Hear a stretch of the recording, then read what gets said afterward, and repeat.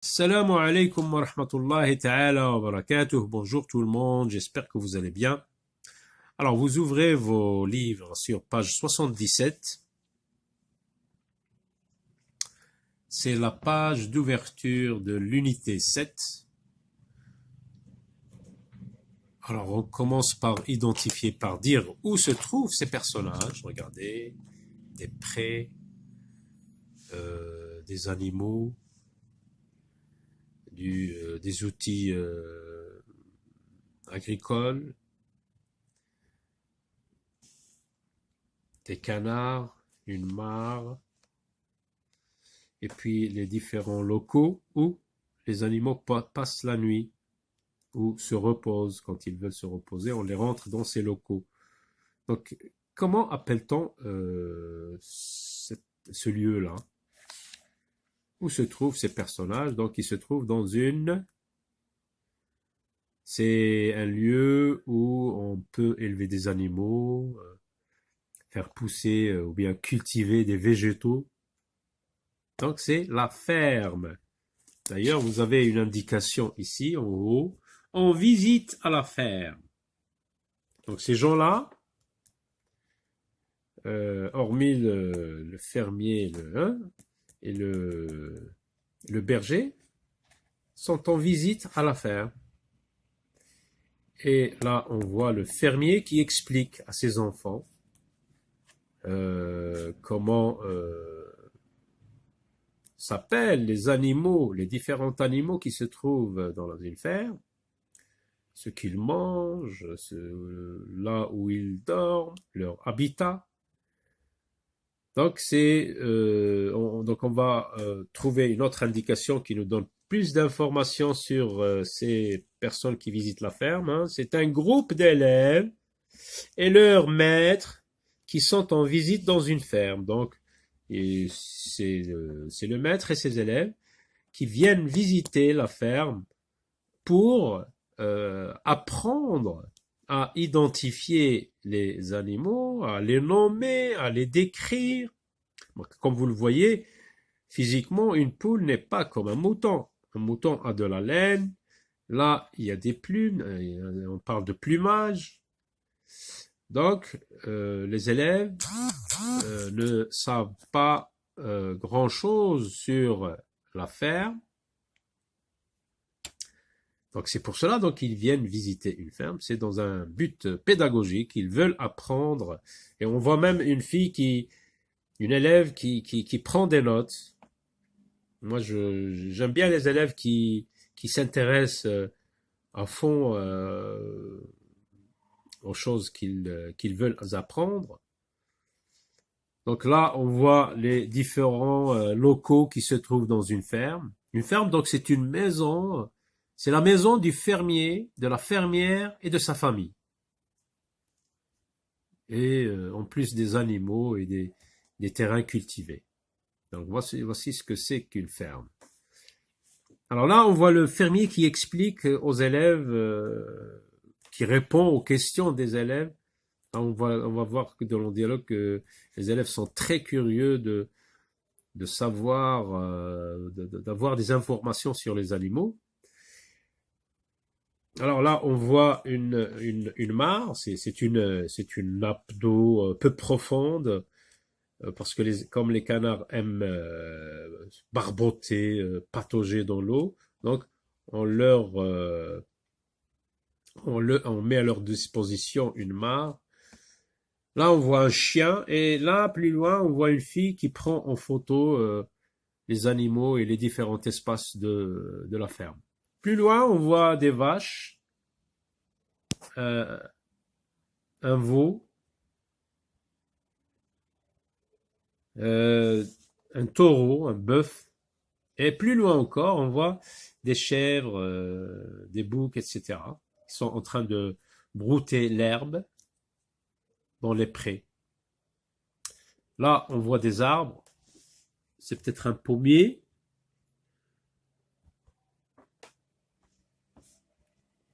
Donc, on passe au dialogue.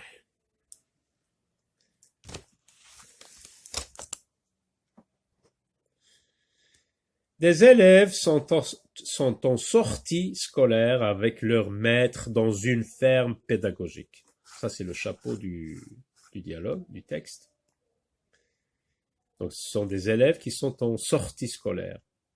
Quand les élèves vont dans un lieu pour apprendre quelque chose en groupe, dans un bus et tout ça, c'est une sortie scolaire.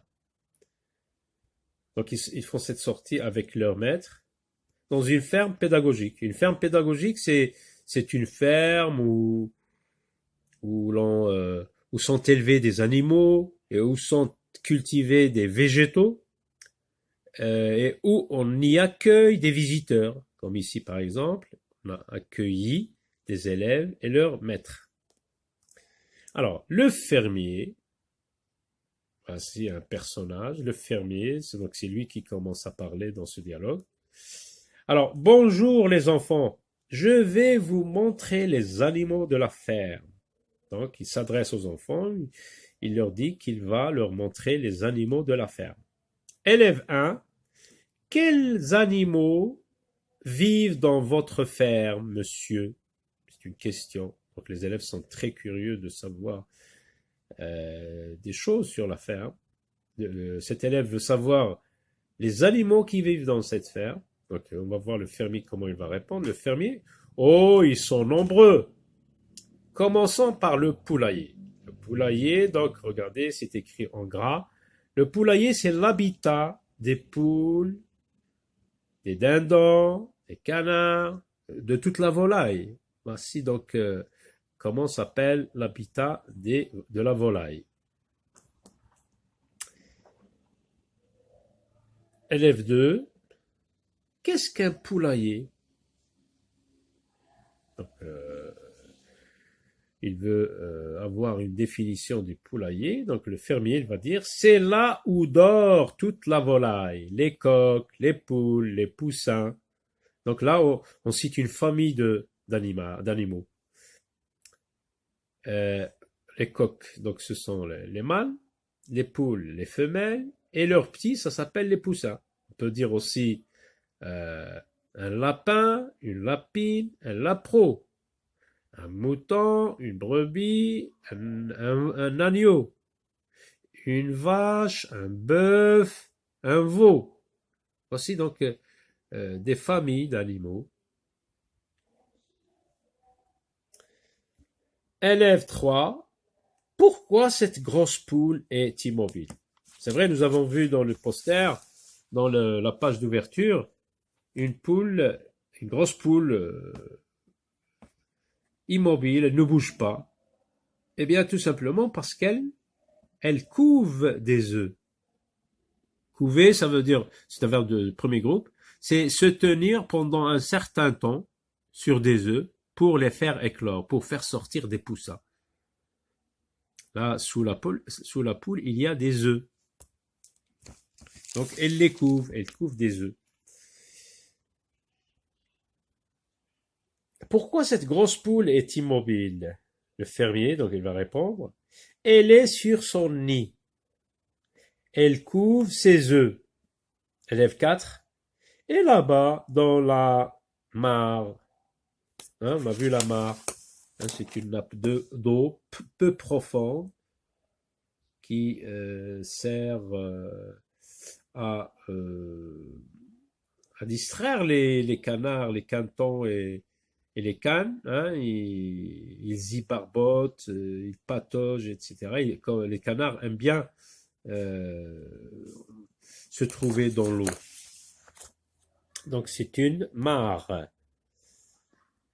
Et là-bas, dans la mare, ce sont aussi des poules. Là, on voit que l'élève ne distingue pas entre les poules et les canards. Le fermier, non, ce sont des canards. Élève 3, où sont les vaches, les chèvres et les moutons? Le fermier, ils broutent de l'herbe dans le pré. Le pré, c'est, comme on a vu, c'est des étendues où pousse de l'herbe et où ces animaux paissent ou bien broutent l'herbe, comme ici aussi.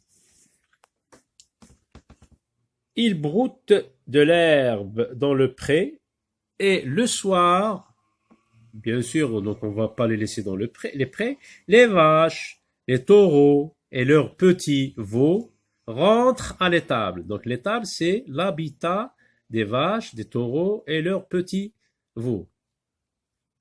Pendant que les moutons, les brebis et les agneaux sont à la bergerie. Donc la bergerie, c'est l'habitat des moutons, des brebis et des agneaux. Voici une autre famille d'animaux. Donc on a les moutons, ce sont les mâles, les brebis, ce sont les femelles, et les agneaux sont les petits. Les petits. Voilà, donc à très bientôt.